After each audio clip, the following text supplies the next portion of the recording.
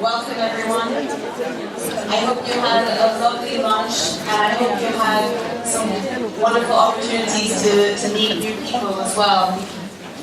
I'm incredibly excited about this plenary session to have a discussion with representatives from international organizations. Now, the people represented, the organizations represented on this stage are ones that really don't need very much introduction. But the reason that I'm really excited about this session is because one of the things that we hear again and again from our members, from you, is that sometimes the organizations that my fellow panelists work for can seem very inaccessible. That sometimes you don't understand exactly what it is that they do, how they work, and sometimes it can be a bit unclear how best to approach them. What is appropriate to try and do in partnership with an international organization, and what actually doesn't make sense at all. And the reason we decided to hold this as a plenary session is when we asked members about the sessions that they were interested in attending, pretty much every single person said they wanted to be here. So we thought, let's just use the biggest room we have available and make sure that we can have this as a really good discussion. And so to make sure that we do have some time for conversation, what the panelists are going to do is give a few minutes of introduction about the work that the organization does and some of the plans for the future. We'll have a few questions here, but there's also a number of opportunities for you to ask questions. Heather showed you the Slido app, which I think many of you also used for the evaluation of the previous session.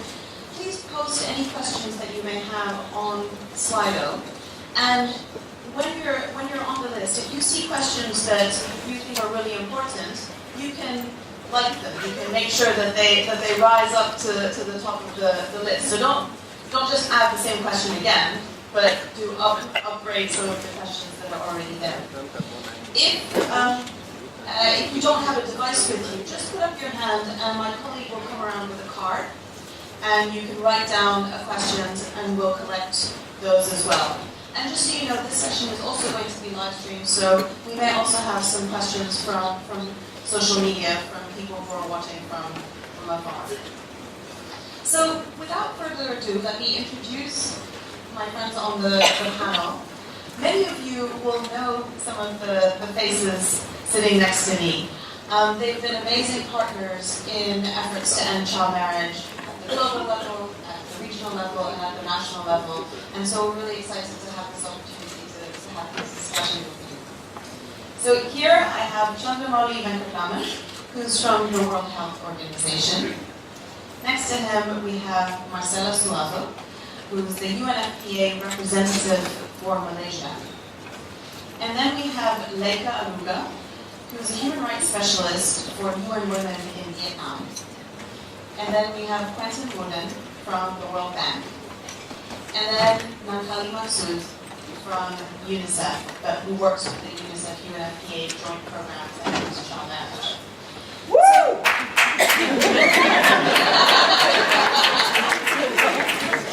So a big hand of applause for all of that.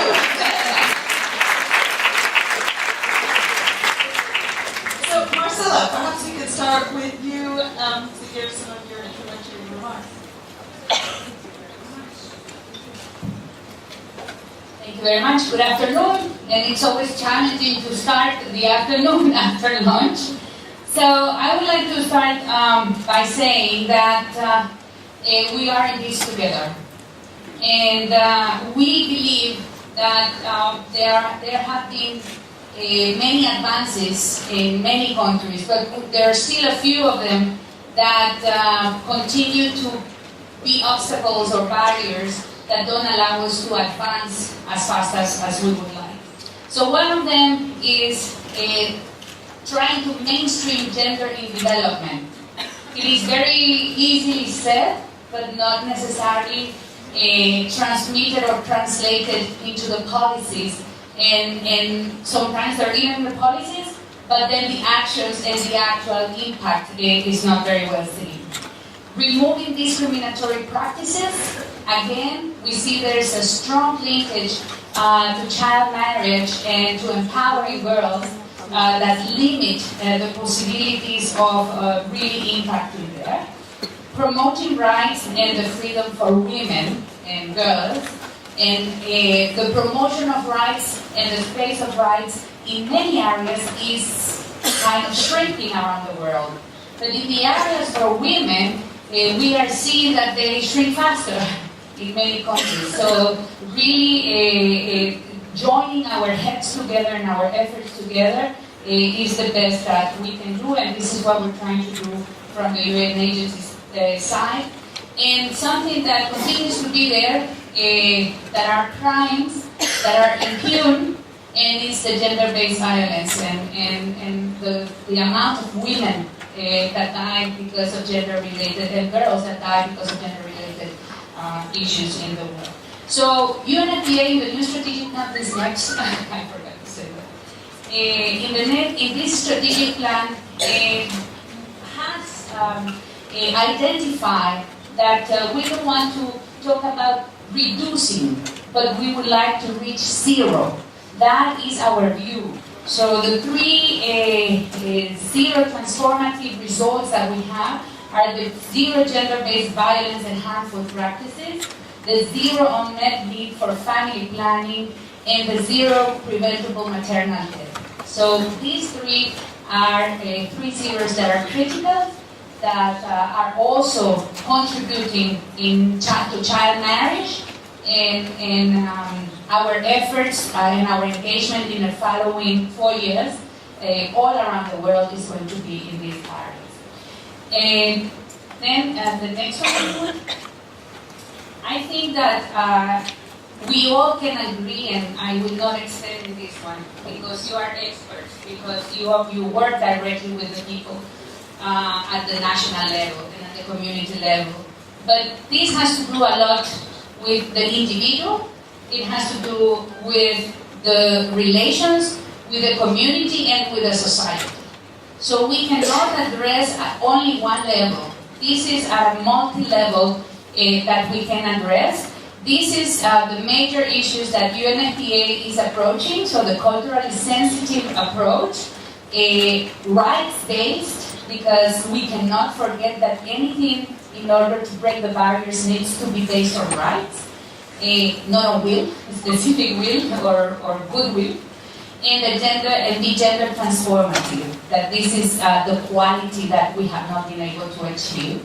And then the major opportunities for partnering for child marriage for us, of course, we cannot achieve alone, so together, it's comprehensive sexuality education, integrated sexual and reproductive health services, and empowering of adolescent girls. The last slide, I think we need to all dream, high, and this is what we would all like to see. The tendencies are going well, they are going to reduce, but it's not enough that we say that we have reduced. Remember, the MDGs in maternal mortality were not met, so let's talk about the zero. So thank you very much.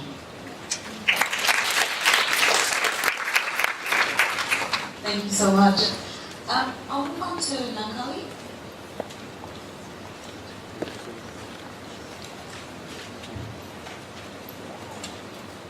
Good afternoon, everyone. Can you hear me? As Latu said, my name is Nankali, and I'm the global coordinator for the UNFPA UNICEF program on child marriage. Next slide, please. So the program focuses on preventing child marriage and supporting married girls as well in 12 high prevalence or high burden countries. We have 5 strategies that are focused around girls, around families and leaders, around systems, action plans that many people have already been talking about, policies and laws, and data and evidence. I want to highlight one of the things which I think is important, just responding to what Nashi has said, is that while this program is led through UNFPA and UNICEF, we are, as we do in our implementing partners, we're there to support national programs, and it's implemented through a broad range of partners, particularly civil society.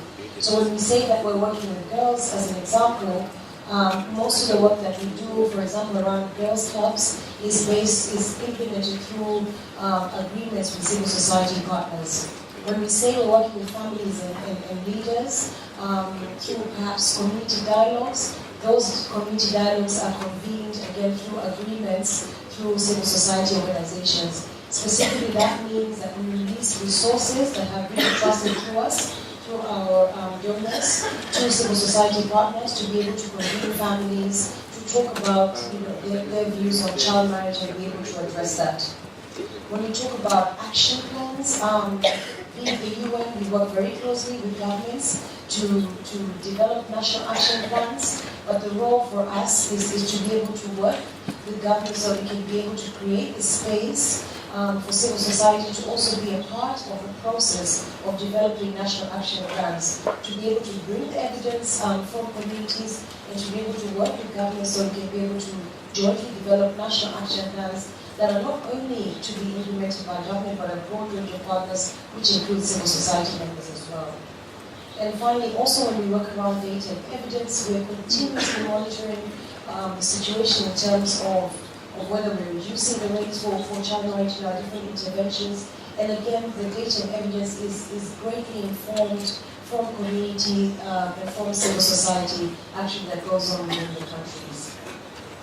Thirdly, we also envision scale-up. It's a sustainability through leveraging government investments. And within that, part of the role that we play is to ensure that government investments also include investing in civil society partners. So within the 12-country programs, we not only release resources ourselves directly as UNFPA and UNICEF to civil society partners, but we're also advocating for governments, especially in kind of middle-income countries, to be able to release resources to civil society organizations so that they too can be implementing or be a part of the national programs. The global program, unfortunately, what Marcel has talked about, is embedded in the mandate of both UNFPA and UNICEF. Focuses on areas including child protection, education, gender equality, sexual and reproductive health. And in all of these areas, we are continuously looking out to civil society partners who have competencies within this area so we can be able to jointly work and implement the program. Next slide, please. So the program, particularly the global program, is now in its third year. We have a number of results that we'd like to be able to share with you just so that people are aware. I think actually we're saying that most people feel that some of our organizations are too far up. Maybe we're also not communicating very well what the results that we have been able to achieve, and certainly not by ourselves, but through the broad partnerships that we work with. So for us, one of the key pillars, of course, is partnerships and resource mobilization. We do a fair amount of knowledge management. We're continuously monitoring the results of the program and evaluating the specific programs. At country level, we work to provide technical assistance. We're looking at geographical convergence between UNICEF, UNFPA, as well as at country level to provide services. And then we're also looking at multi-sectoral convergence at policy level. I think this morning, and I see it definitely running throughout the program, for the meeting, this issue of multi-sectoral convergence keeps coming up over and over again. And it's certainly something that we are working to be able to support governments and the broader partnerships that are out there to be able to work towards. So the key results that we had, at least for last year, we managed to reach 1 million girls through life skills programs. And in most of those programs, well, one of the key strategies is to ensure that life skills programs are integrated into the education sector. In many of the countries, these life skills programs are being delivered through civil society organizations. We've managed to reach 67,000 girls were reached with education support last year. That has been made through government systems. 4.7 million individuals were reached through community dialogues, mass media, with messages on gender equitable norms. This was completely driven through civil society partnerships. 4,452 service delivery points are implementing adolescent-friendly health services. Now, while most of these are being implemented through government service points, a lot of the learning of what would make, what would create the best adolescent-friendly health services or protection services are learned through pilots that we do with civil society organizations. We're also working around non-formal primary and secondary schools. And then, of course, we have the national level work which we do around supporting countries to develop costed national action plans and to continuously learn through evidence development. Next slide, please. Now, we take a three-pronged approach with our civil society partnerships. We partner for service delivery, and this is something that I've already referred to. This is specific agreements which we have with civil society partnerships. One of the things we do is, either we approach civil society partners who we know have certain competencies to partner with us and we release resources. Another thing that we do, and what we're doing increasingly, is actually advertising it out in local newspapers, through the media, etc., that we're looking for civil society partners who have competencies in certain areas and be able to partner with them. We work together on research, monitoring, and evaluation, particularly at what's going on at community level. It's important to learn and inform the national programs. And then also consultations in policy, strategy formulation, and advocacy.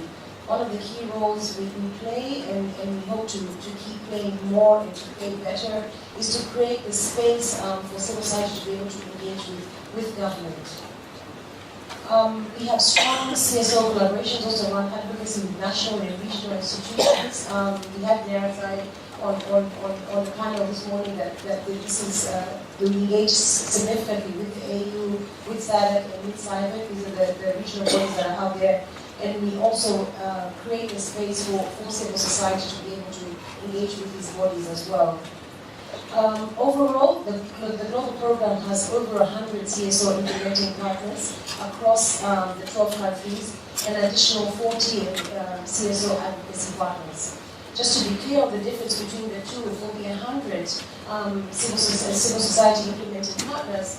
For those, we release resources to actually implement programs. For the 40, we don't have resource transfer, but we jointly plan advocacy initiatives in country around things like, how can we work with a particular government to be able to ensure that a national action plan is passed? How can we advocate for budgetary allocations for national action plans? Those are the kind of advocacy initiatives that we do together. Finally, for CSO are the key players in the global programs phase 1. We're in the current phase 1, so a number of the achievements and our plans for moving forward are really based on our partnerships with civil society partners. Next slide, please. So just so that everybody sees our vision in terms of where we are and where we'd like to go to as we go forward. The global program is positioned as a 15-year program, and we're currently in the first phase of the program. In this first phase, we are working towards strengthening institutions and systems, changing attitudes amongst critical mass, and generating political will and resources. The global program is in the third year now, so next year we'll be coming to the last year of the program. So at the end of this year, we will be evaluating the program, and a part of that evaluation, we'll do it in a participatory manner. A part of that evaluation will be looking at how did we partner, particularly with civil society and youth-led organizations. Did we do that well? Can we do that better? And what lessons have we learned from that? And so we will be reaching out to a number of you to find out how did that go and how can we do better as we go forward. We will then be shifting into the midterm part of the global program in the next kind of 5 to 9 years, and within that, we'll be looking at scaling up interventions. We'll be looking at engaging with governments, donors, and other actors like civil society. We'll be looking at increasing political and social support. And certainly, in our minds, scaling up of interventions will not happen without civil society being a key partner to the global program. Finally, we hope that as we work together, the long-term plan, then when we get to the 11 kind of 15-year place, we will start to see declines in child marriage rates. We're already celebrating declines, but we hope to have even more declines as we get to that point. We hope to see increases in educational levels and particularly talking about particularly secondary education, and we do also hope to see decreases in adolescent birth rates. All of these, in our minds, is not possible without all partnerships, and certainly at the center of all those partnerships is civil society partnerships. Thank you very much. Thank you, Nankali. Chandra, I'll turn to you now. Thank you, Lakshmi, and good afternoon. I'm glad that WHO has come after UNICEF and UNFPA. They play the lead in this area. Our role is complementary to their efforts and the efforts of CSOs everywhere. So that's our role. I'm going to talk about what we're doing. I just also want to say to you that before joining WHO, I worked in an NGO. I wrote my first project proposal on a manual Olivetti typewriter in Zambia, and started an HIV project in Kitwe, northern Zambia, which still continues to operate. So I'm very much relate to your work as CSOs. The next slide, please. So in terms of what we're doing, in the morning Anju showed us some slides of declines in child marriage. She talked about India and Ethiopia. But what these declines don't show, mask, is variations within countries. For example, in Ethiopia, where child marriage rates have dropped, there are parts of Ethiopia where the rates are stagnant or even increasing. And my colleague Manahil Siddiqui is looking at data from Rajasthan and India, where exactly the same situation. You have declines in some districts, an overall decline, but in many other districts, it's either stagnant or going up. So we need to get a better fix on what's happening with the declines in order to plan better, particularly in the context of growing devolution. Decision making is at the provincial, state, and district level. So that's one. The other area of work, Nankali just mentioned the importance of intersectoral action. We know that the education sector, the criminal justice sector, the health sector, the community development sector, the vital registration sector, all have complementary roles to play. And we all know that in capital cities, people sit in silos and protect their own turf. So what do we do? How do we translate what we see working in research studies and pilot projects into action? What we've been doing is learning from the work of you.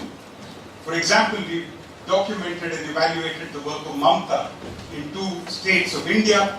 We are in the process of negotiating to do a similar exercise with Plan International in Zambia, looking at your experiences to document and bring these things together.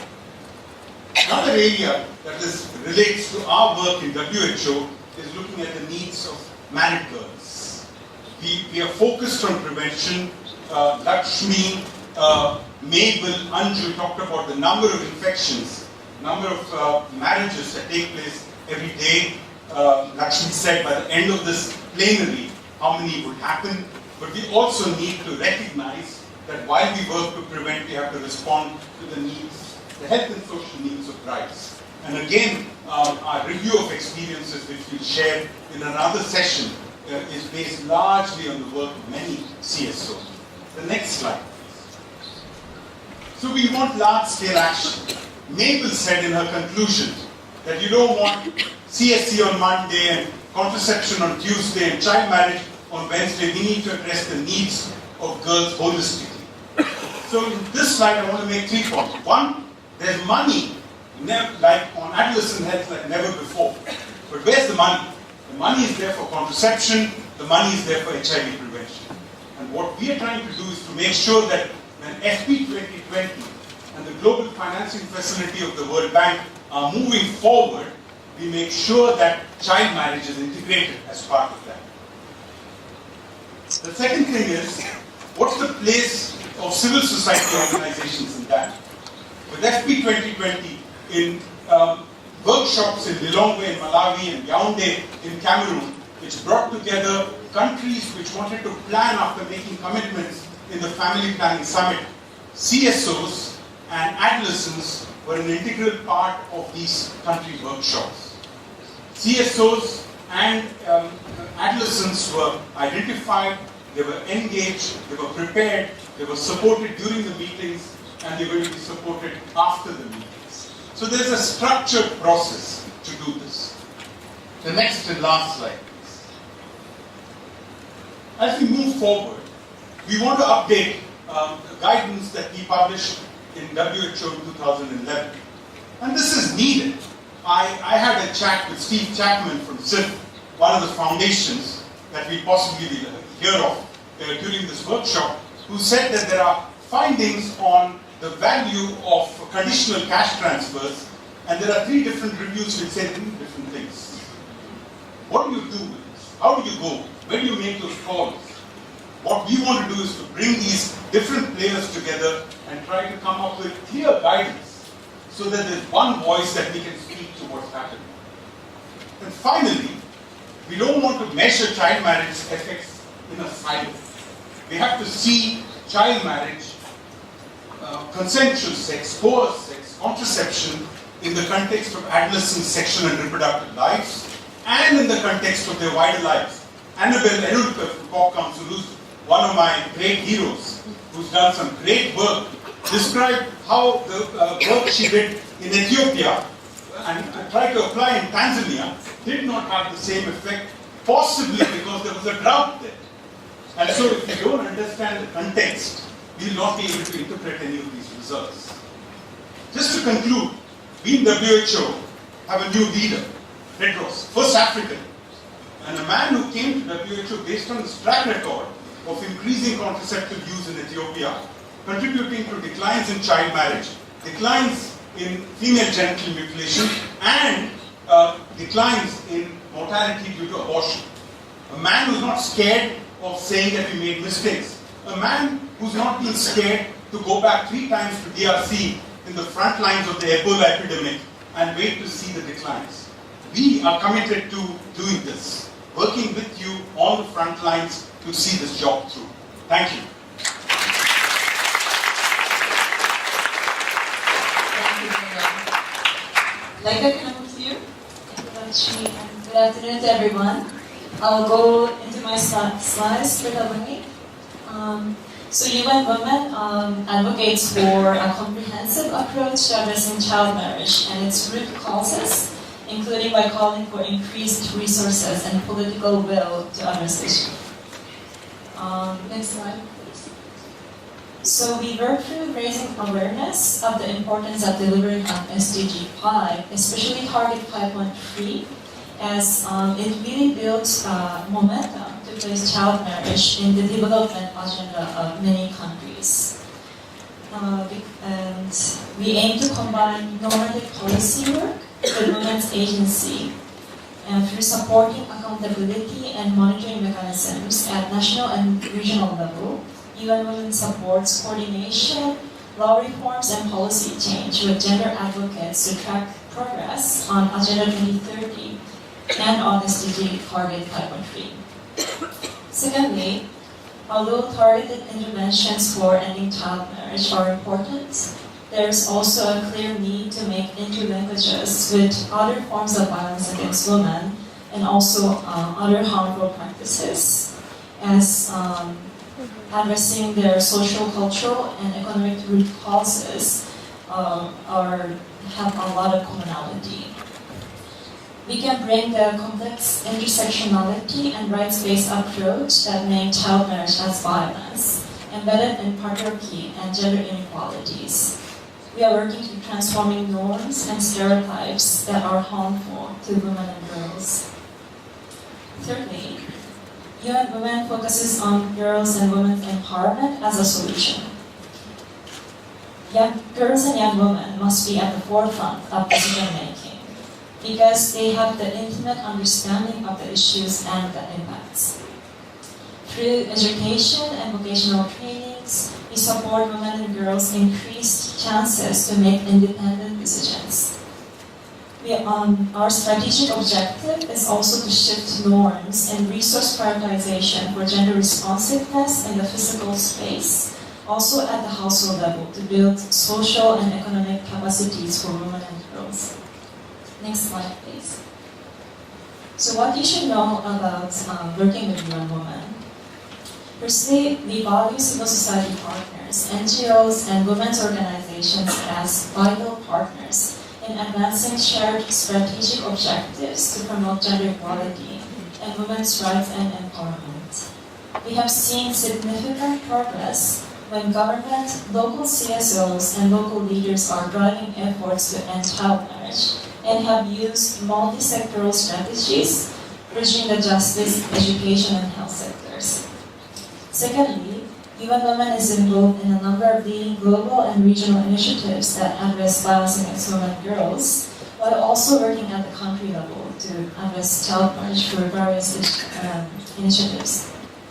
Thirdly, as noted in the previous slide, UN Women seeks to build synergies between interventions aimed at advancing gender equality and those aimed at addressing violence against women and girls, including harmful practices. Next slide, please. So looking forward, we really hope to see greater collaboration with other UN agencies, all seated here and present in this room. For example, we would join the second phase of the global program to accelerate action to end child marriage, led by UNFPA, UNICEF here, and we hope to contribute more to bring a stronger focus on gender aspects of this program's approach to prevention and response, and also to develop synergies with other key initiatives and that address gender inequality and other forms of violence against women and girls. Secondly, we hope to strengthen initiatives to empower young girls. UN Women has a youth and gender equality strategy which applies the LEAPS framework. This calls for strengthening leadership of young women, promoting economic empowerment, investing in innovation and skills development of young women, and taking action to end violence against women and girls. At the same time, the framework makes a strong case for promoting participation, voice, and partnerships with young women, but also working with young men to achieve gender equality. So the last point is to strengthen social movement building. We will continue to invest in raising awareness, constituency building, and working with champions. For advocacy, we will continue to work with inspirational figures. For example, there is a UN Women's Regional Goodwill Ambassador, Jaha Dukre, who is supporting advocacy to end harmful practices in Africa with focus on mobilizing youth. We have extended partnerships to men and boys through our He Who She campaign, and will continue to engage government staff from multiple sectors, working with faith-based and traditional leaders as opinion leaders and possible agents of change, and of course liaising with NGOs and civil society more broadly to facilitate critical thinking about harmful practices and violence against women and girls at the community level. Thank you. Thank you so much for that. Quentin? Last one. So like Chandra, actually worked with an NGO for 5 years before joining the bank. So we work in extreme poverty. What I can tell you is that those years were the ones that continue to inspire what I do today. But I do realize there's a long distance between the NGO world and our organizations. So I'm going to try to tell you a little bit of what we do and try to also answer what's in it for you. So the next slide. So the World Bank is a bank.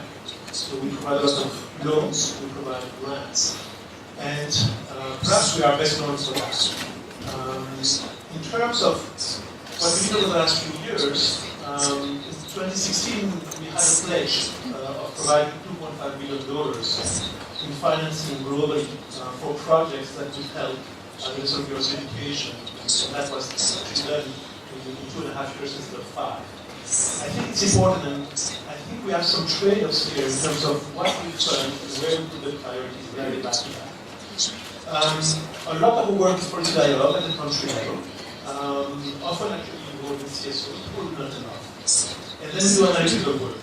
that is meant to inform the political dialogue as well as the language. And this morning, the study that we did with the International Center for Research on Women on the economic cost of child marriage was mentioned. The costs are high. The impacts in many domains are large. I'm not going to go into that because there is a session on Wednesday that is led by my colleague from ICRW to run you through those findings. But these are some of the ways that we try to contribute to the issue of child marriage. Next slide. Now, three things you should know. So first, I do believe that it was important, and thanks to Girls of Rye, because they suggested that we do that study on the economic cost of child marriage originally, so it's actually we have to be aware of this high cost of child marriage, also of low educational attainment and gender inequality. We have actually studies on all three right now. I'm going to differ a little bit, maybe to be a bit provocative, with some of what has been said even here. I think there are trade-offs in terms of where we choose to intervene to end child marriage. And from the quantitative evidence, from the qualitative evidence, from a wide range of impact evaluation factual programs, rigorous impact evaluations, it does seem to me that even though it's not the perfect silver bullet, keeping girls in school is the top priority. To delay early child rearing, to delay child marriage. That doesn't mean that we don't need a lot of other things, right? But at the same time, there are limited budgets, limited capacities in different governments, and I do believe that we have to emphasize girls' education. And I'll give you one example. So we did a review of impact evaluation in this area with about 40, more than 40 impact evaluations. We looked at programs that provided life skills, programs that provided life skills plus economic empowerment, and programs that provided life skills plus education interventions. And the only area where we could find a systematic positive impact in delaying child marriage, delaying early child rearing, were the education interventions. We found life skills to be very useful, but not successful necessarily in delaying early child rearing and delaying child marriage. And to me, the reason is intuitive.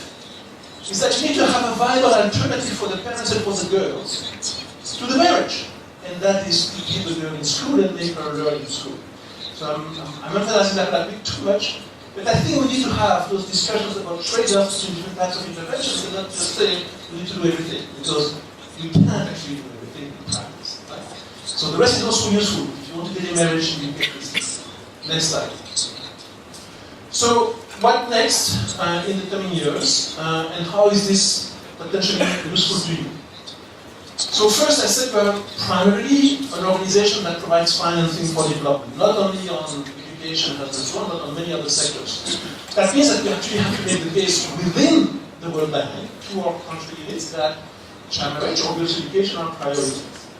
The good news is that there was another pledge that was done actually earlier this month at the G7 under Canada's leadership, and the bank will provide $2 billion or more in the next few years for girls' education, which again I believe is one of the best ways to delay marriage. Now, for you, in terms of funding, we don't typically fund CSOs directly, we fund governments. But actually many of our projects, and for those in the Sahel, you may know with the Sahel Women Empowerment and Demographic Development projects. So we fund governments, 5 of them, but then they fund the CSOs. So there is actually funding for CSOs in that way. Now, on interventions, one of the things that we hope we can do, is not yet decided, but I hope it will be decided, is to build a simulation tool that you or people in ministries can actually use, not only to look at the impact and the cost of child marriage or education for girls or gender inequality, but also to try to figure out what kind of interventions might actually give you the biggest bang for the buck, right? To do cost-benefit analysis. And then the last thing I want to mention is that we did a study with ICRW on the impacts of child marriage, and we did 2 additional studies. One that is coming up in a month, what the lack of education for girls and the cost of that, and one that came out partially a month ago about gender inequality, we could do more work. And I hope that this will give you a more broader battery. Now, if you are focusing only on China, this might be less relevant for you, but actually all those things are related. So hopefully that will be good for you. And then we are going to do more country work. We went to 3 countries so far to share our work on the impact of China and low education and training for girls. We have a few more coming up. Malawi and Tanzania, for example, are coming up this fall. Niger will be coming up as well. And when we have those in-country dissemination events, we do hope, of course, to invite you, but also to have, for example, representatives from CSOs as part of the panels and so on. And the last thing I want to mention is that another dilemma that I thought was important is how do we disseminate this work? And one of the things that I've realized within the structure of the World Bank is that if I am partnering with macroeconomics colleagues who have the ear of the ministers of finance, then instead of reaching people who are already convinced that we need to do something, like a Ministry of Gender, or a Ministry of Labor, maybe a Ministry of Health and a Ministry of Education, we are also reaching those who are not yet convinced. And so, for example, in Malawi and Tanzania, we're going to partner with the macroeconomics teams to make the argument as part of their macroeconomic update, have high visibility. But the key is that this also enables us to reach some of the people that we don't normally reach with that message, not to preach only to local work.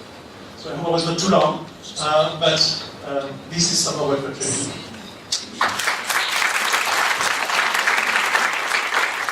Thank you, Quentin. And thank you very much to all of you for those really interesting introductory comments. I thought maybe I could start with a few questions and then we'll take some questions from the floor and from online.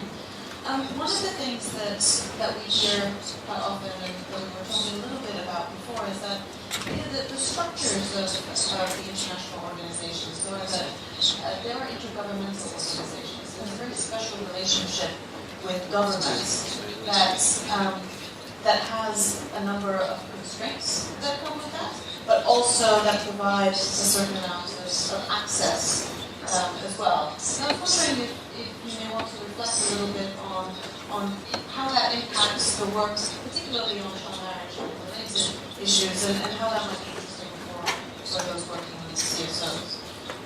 John, is that something you want to start with? Thank you, Lakshmi. Absolutely. You know, WHO's primary client is ministers of health and ministries of health. Every year in May, we have the World Health Assembly, and we have ministers of health and delegations surrounding the Minister of Health who come to Geneva, and they are our governing body. They advise WHO on what we should be doing, they review our work and contribute to those decisions.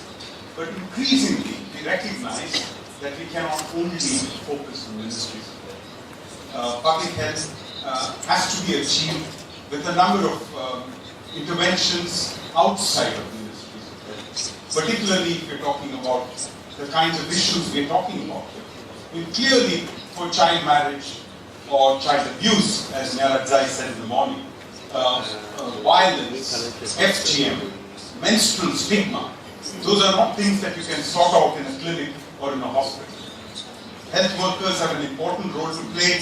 The wonderful proverb in Africa, it takes a village to raise a child. But our focus has been primarily on ministries of health. NGOs have been kept at a distance. Not necessarily international NGOs. We have a number of NGOs in official relations with WHO.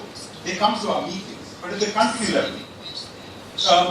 Again, as Mabel said in the morning, the civil space is shrinking. Governments are increasingly becoming suspicious of NGOs. They're pushing NGOs to the periphery, and that's a big problem.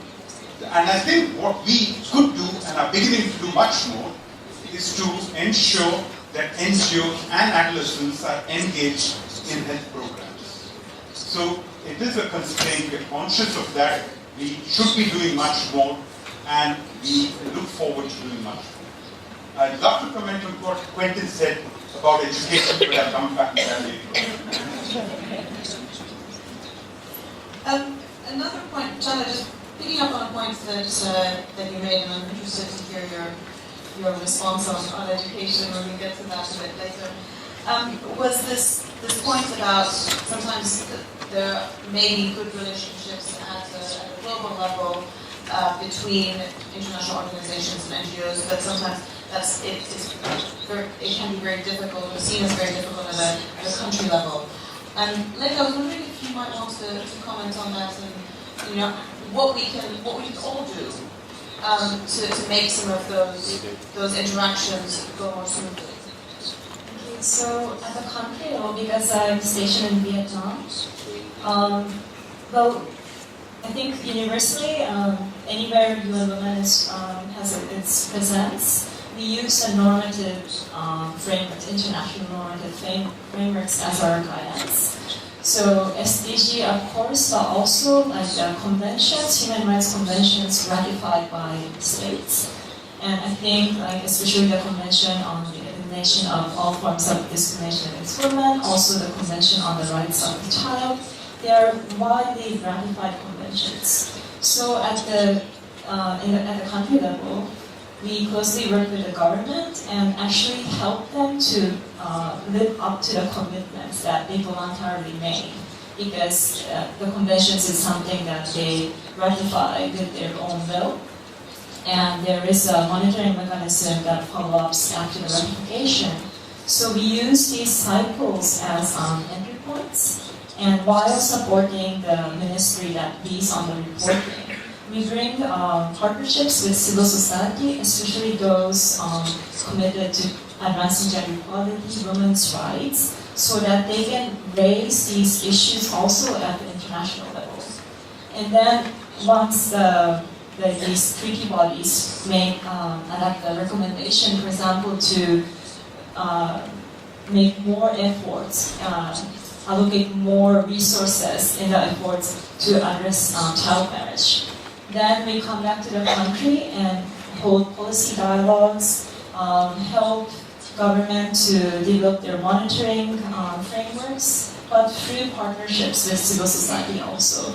So I think there's a lot we can do at the country level using these international tools. Thank you very much. A number of you in your interventions talked about the need to work across sector, across organizations as well, and that's obviously been the birth of the UNICEF-UNFPA joint program.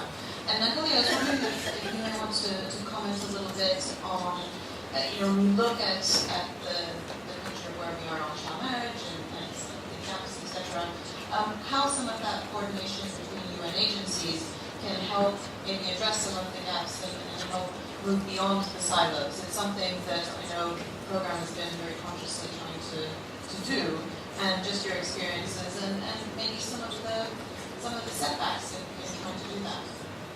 Okay, thanks so much, actually. I think I see a number of sessions during this meeting about talking about working across sectors. And it's something that I hear a lot about, within this sector of work. I think it's hard, actually. It's hard for us to work across sectors. We all work in our boxes, and we believe that we should stay in that box. And so, for you to come out of it and be able to link in with another one, it's quite hard. And certainly, the experience within the global program, starting with us, we designed a program just to work as UNICEF and UNFPA. Our heart and spirit was in that, but we spent a lot of time working out how that would actually be.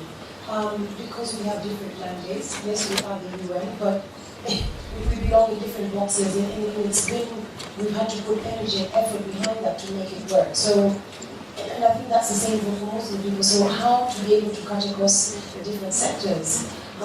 It's even harder for us within this sector where the lead ministry is particularly weak, and that they're not able, or they don't have the capacity to be able to convene across others. So how to get them to be able to bring in education, to bring in health, or any other sector around, what we think is a really important issue. Everybody agrees that it's important, but how to bring us around the table continues to be a challenge. We've just come in from Nepal with our partners, and we're very grateful. I should have mentioned that the global program is supported by 4 key partners: DFID, the European Union, the Canadian government, and the Dutch government, to implement this program. And one of the key tenets is how we can be able to work across the different sectors. We were discussing, I can't remember whether it was with Tonga or with Bill Clinton, about where do you see more successful people working together or sectors working together. And the thing that struck me from the Nepal mission is the closer you get to the community, the more people work together. At national level, we have these great national action plans or national programs, but you still see people stick within their sectors. But in Nepal, we went down to one of the provinces, and somehow, as we're getting closer to the community, that breaks away. We start to look at, a school which is looking at, and if indeed education is the most important intervention, then we start to look at a school that is working to bring girls back into school. We looked at a school, the same school had multiple interventions. It's a school that is working to be safe so that girls can be able to come in and issues of violence and are not brought into that school environment. They're looking at how the teachers are going to be able to work with the girls. They have an information point that was being supported by UNFPA to be able to bring information around SRHR. So a number of things that you can be able to bring. You see that much more clearly and much more practically the further down you go. And for us, that's been a huge lesson. It's something that maybe we need to learn, bottom up as opposed to going top down. So that's just something that I wanted to share that has come out of the Nepal situation. That's really interesting, and it actually reflects this idea that we hear again from community-based organizations, that they're the ones who are working at that community. They see how all of those linkages fit together, and so they could also help sort of inform how those national strategies can really target that. And I wondered, Quentin, if you wanted to add something to what Natalie was saying, just because in your intervention you were talking about the tactical point of having the ear of the Ministry of Finance and bringing those arguments to supplement some of the other rights-based arguments that come from some of the other agencies as well. And how might some of the international organizations work more closely so that you're building all of those arguments together and going to different parts of the governments in a more synergistic fashion? You're the one who mentioned it. I was reading up on it. They mentioned coordination among UN agencies.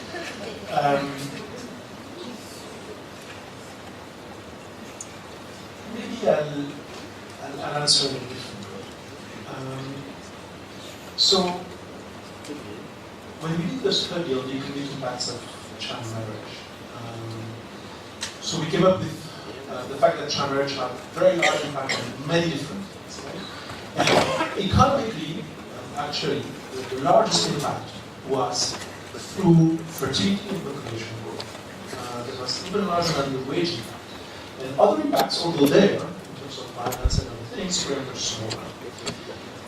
But when we tried to go one step further, which is to have a dialogue with the government or a dialogue with the country team within the World Bank,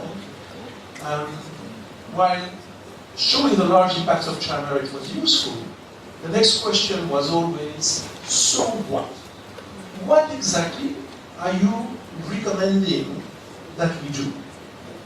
And actually many governments are trying to do already many things. And to me, I do agree that we need those comprehensive strategies. I do of course agree that fighting child marriage and the consequences of child marriage requires interventions in many, many different sectors. It still remains that you need to decide where you are going to allocate relatively scarce resources and where are you going to make the largest impact in delaying marriage. That's the primary objective. And I think that as a group, even with you CSOs, we haven't done the homework yet. I mean, I certainly haven't done it. In terms of looking in a precise way, in a cost-benefit analysis way, where are you you get the biggest bang for the buck in terms of interventions? And Some of you as CSOs are advocacy CSOs, some of you are implementation CSOs with your own programs. And you need that, even for you, right? To advocate. I mean, we don't want to advocate end child marriage in a generic way.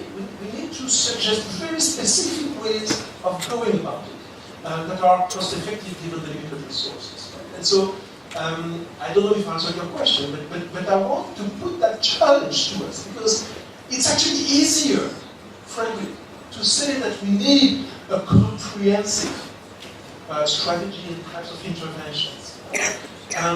It's actually tougher to say we need to zoom in A or B.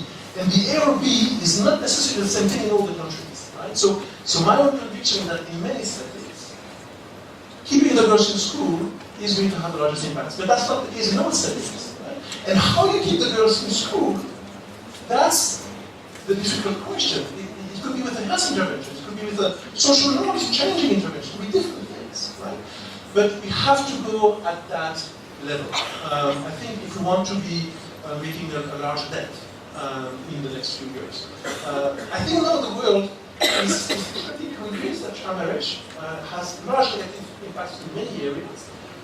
Because many organizations, us, the Person Prize and others, have done a lot of work.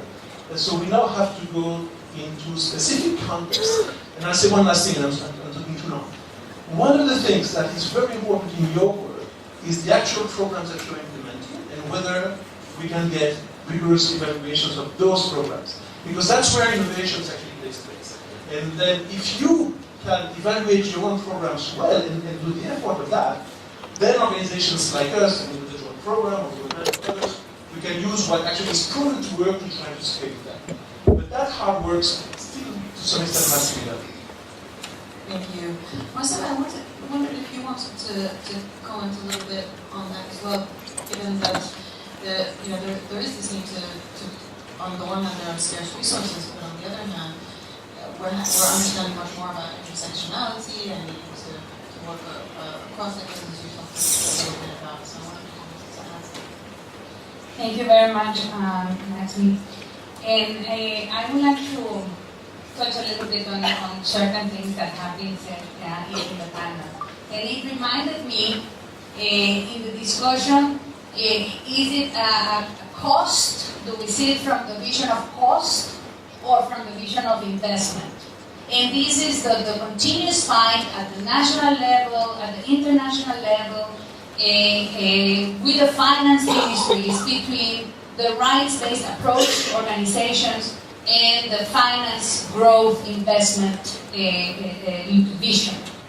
And I would say that these visions that seem to be separated and seem not to be dialoguing among themselves are not so distant one from the other.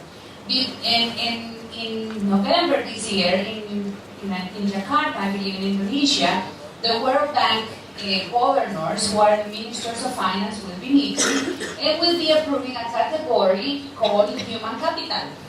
And the category of human capital will be included as part of the indicators or the criteria to call from foreign investment in the country to create growth, employment, and economic wealth for the countries.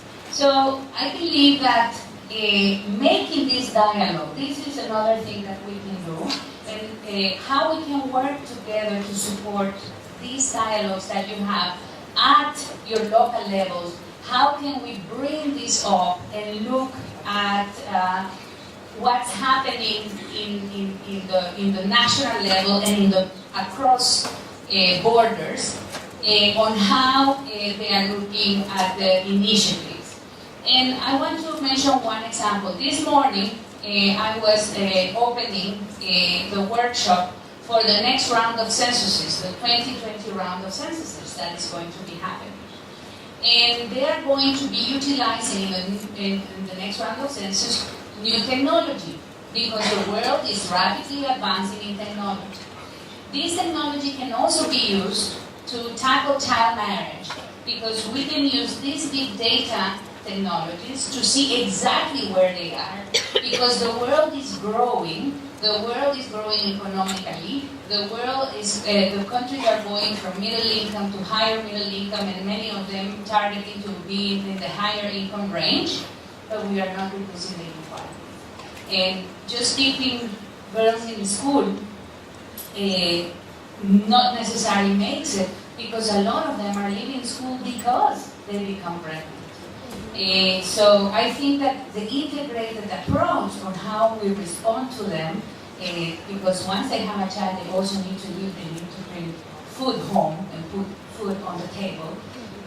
So the integrated approach, I continue to believe. And the right space is something that, as Multilateral will always put forward. Sorry, Chanda, I know you wanted to say something, and then Quentin wanted to say something, and then I'll grab some questions from them. Thank you. 3 quick points. One is Nankali's point about better intersectoral collaboration possible at the subnational level. I fully agree. You know, the silos kind of are there, but they are easier to do away with and gradually melt away, and to bring people, the sectors to work together. A comment about education. You know, I have a daughter, I have nieces, I'm a public health professional. We want girls and boys to be educated. We want education, we want employment for boys and girls.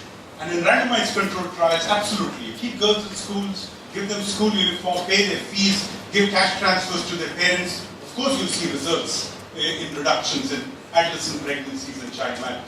Real life is a little more messy. In places like Argentina and Honduras, like the Lancet Commission report on adolescent development says, the relationship between education and health is not a linear one. After a particular threshold, people drop out of school because they don't think it's of value to them. And sometimes, just because there's a school doesn't mean people go there. We know for years we have built wells where we thought wells should be, and communities didn't use those wells. So of course we must create opportunities for girls to go to school, but no magic bullet. And Quentin has said that. There's no single solution, there's no magic solution. We need schools, but we need other approaches. And lastly, I fully agree with Marcella. I work a lot on menstruation. Not because there's any proven risk that ascending infections can make girls infertile, but because you invest in menarche education, invest in girls being able to control their periods, gives them self-esteem, gives them a chance to take control of their lives, and that has benefits in a whole range of areas, including negotiation of contraception, refusing unwanted sex, and in discussing and refusing early pregnancy. Thank you.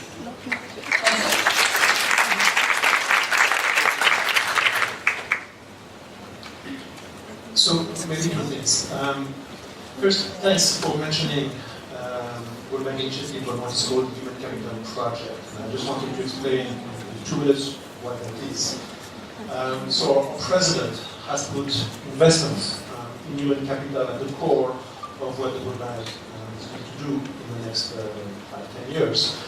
So one of the tools is going to be a new human capital index that focuses on different measures with the ranking of countries and with the hope that this is going to be also practical enough and visible enough to convince governments to invest more in boys and girls. But actually, of course, a lot has to do with the lack of investments in girls. So that is going to be available in October, and maybe that's something that you can also use actually in your own advocacy. On this whole debate on child marriage and how to end it, so I'm not saying, of course, I hope you see that you need to do only education. Right? I'm not saying that at all.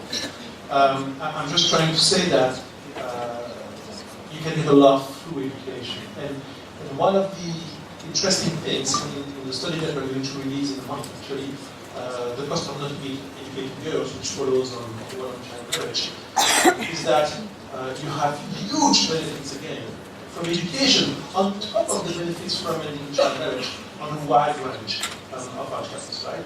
Now, how you get the girls to stay in school as a viable alternative for the young parents to marriage, that's something where a lot of cross-sectoral issues, including menstrual hygiene, including the school, including social norms coming.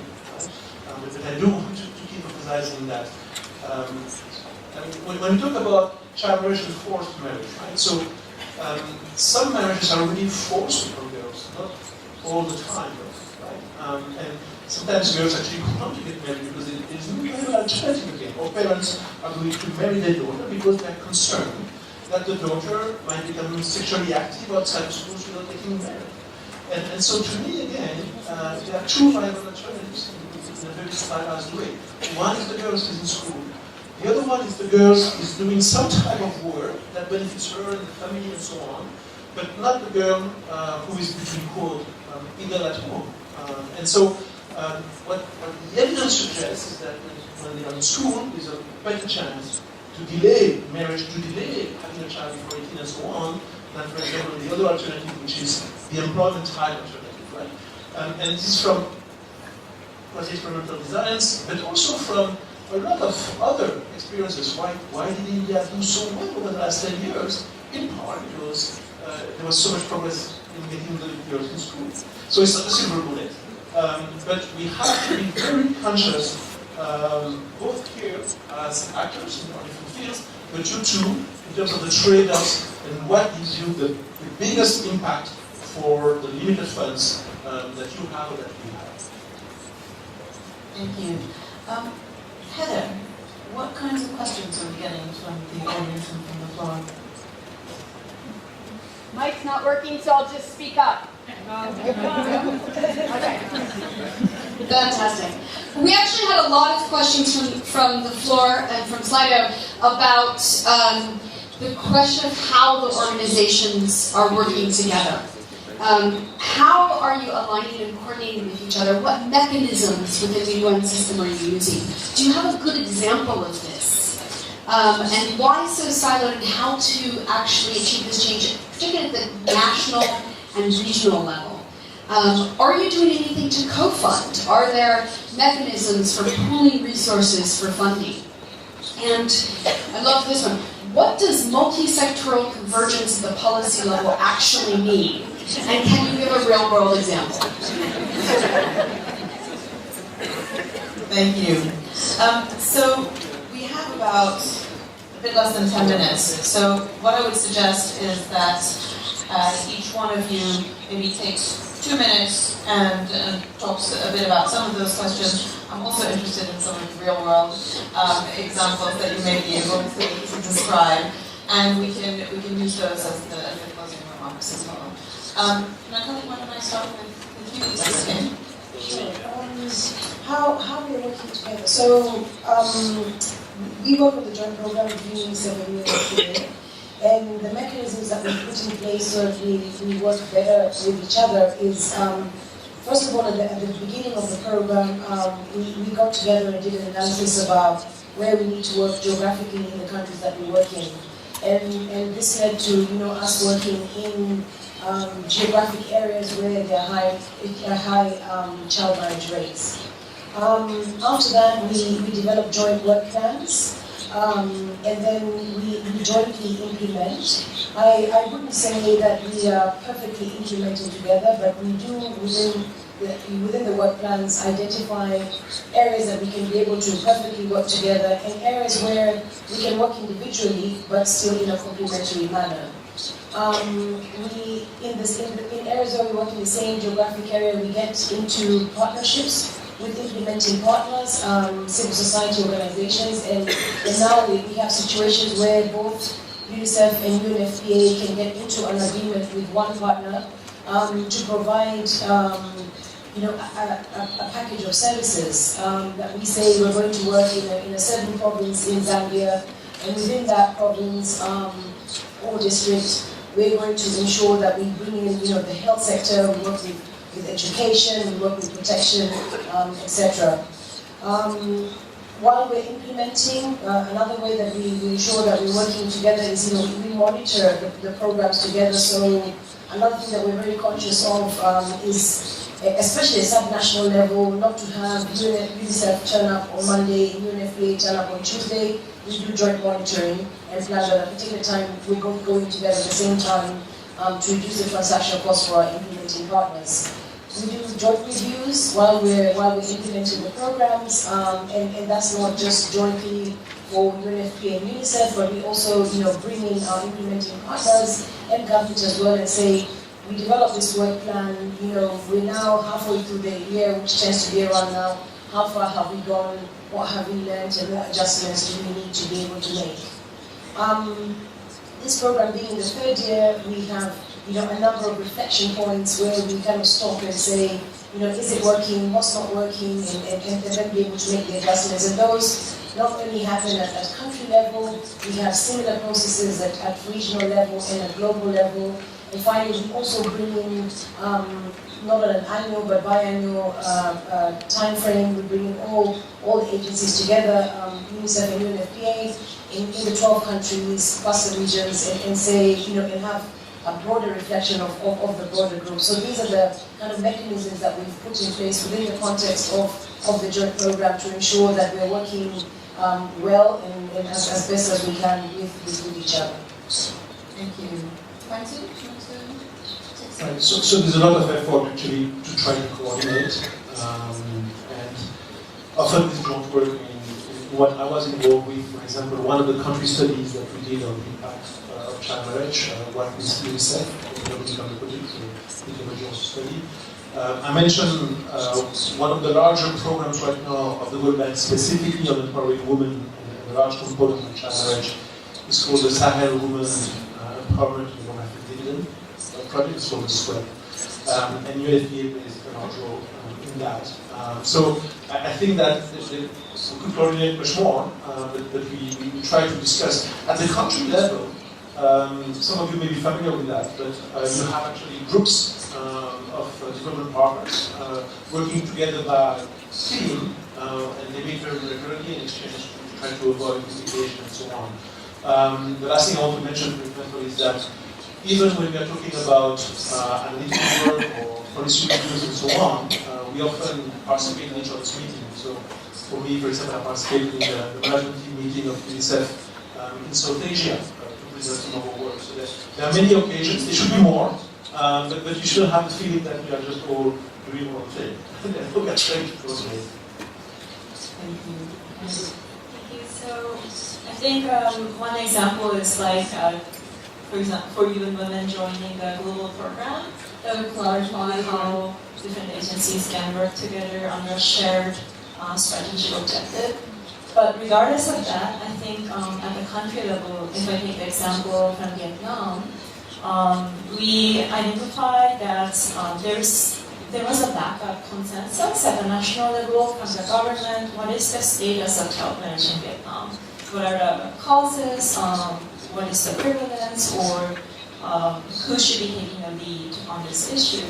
So the UN agencies and country came together, and we decided to hold a multi-stakeholder policy dialogue, and to build a consensus about our understanding of child marriage. And it was very useful to bring these different UN agencies together, because for UN Women, we have a very strong relationship with gender machinery. Also, we work with the Ethnic Minority Commission that we support their gender mainstreaming work in general. And in Vietnam, there's a high concentration of child marriage amongst the ethnic minorities.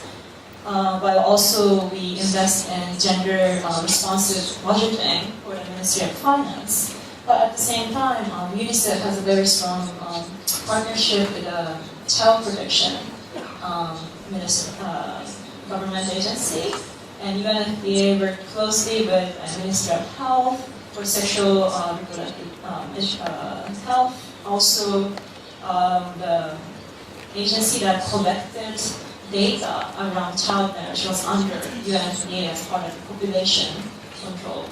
So having these different agencies, we managed to bring high-level leaders from these different government bodies, which is also difficult for the UN agencies to do.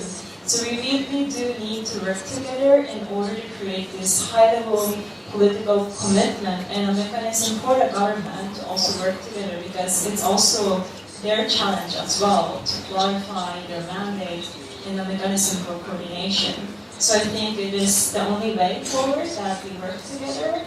And in this, we also brought civil society partners so that they can also identify where they can contribute and especially target their partnership with government agencies in the most related area of their own work. Thank you very much. I would like to start saying that Michelle Bachelet, in her first term as president, she was visiting Ireland, and she said that the leaders of the world had proven to be very effective by agreeing on an agenda that was at the time called the MDGs, the Millennium Development Goals. But that the issue was that they agreed on the issues but not on the quality. And I wanted to bring that to the attention because I think that the platform that brings all of us together, yourselves, ourselves, the private sector, and the governments, is the Sustainable Development Goals. And this is going not only happening at the global level, it's happening at the regional and it's happening at the national level. So I'm not sure if you have engaged already, but it will be good that you engage all of the country teams, UN country teams right now. We'll have to start by January 1st, 2019, implementing the UN reform. The UN reform mandates that we join all of our efforts into supporting the government's efforts to achieve the Sustainable Development Goals.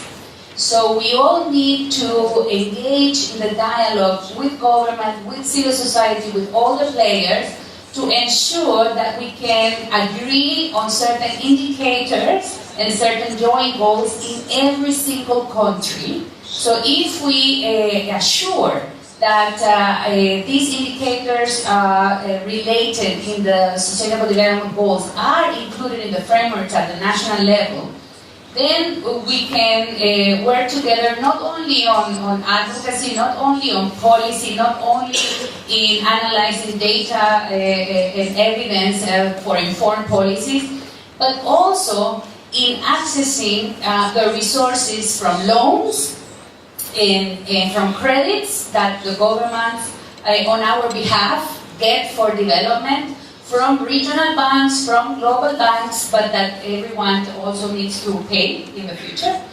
And I think that there's an opportunity, an important opportunity there, because we all have responsibility. And a new player that we are, as UN, still learning how we are going to work with this new kid on the block, which is the private sector.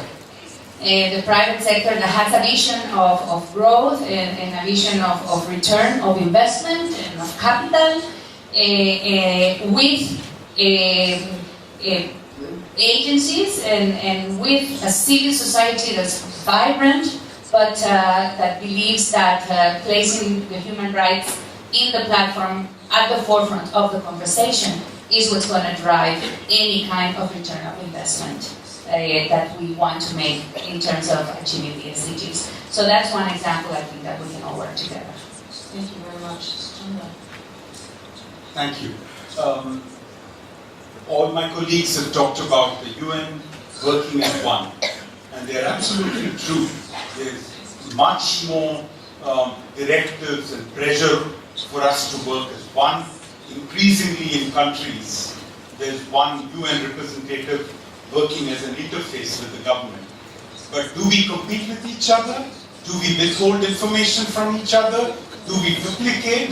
Do we go behind each other's back to donors? Of course.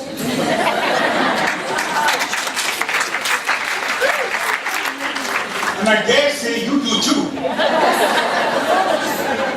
So the challenge for us is, you are CSOs. And as CSOs, you're service providers, but you're also watchdogs.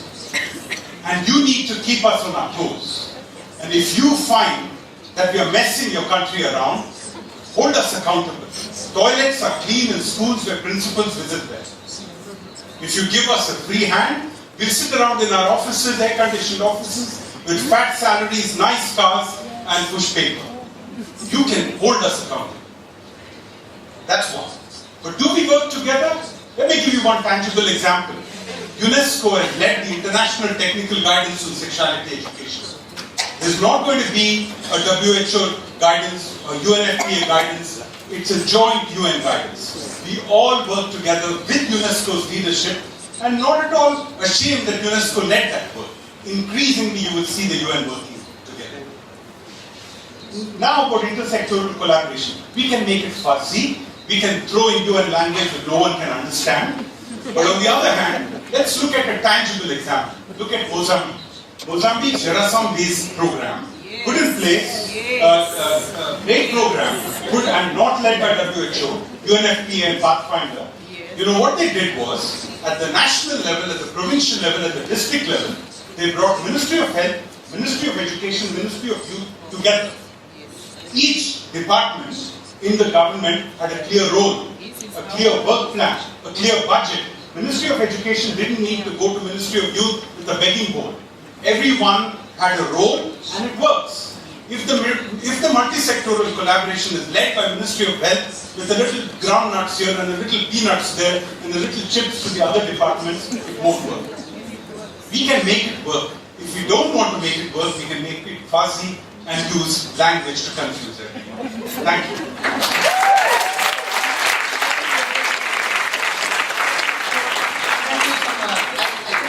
For better concluding words. It's a call to action for us all, to hold one another accountable, and also a call to action to be clear in what it is that we want to achieve and what our different roles are, so that we will actually move forward and that we will achieve what it is that we're aiming for. So thank you so much to all of the panelists. We stopped this session a little bit early. For two reasons. One is I wanted to give you enough time to go on Slido and do the evaluation.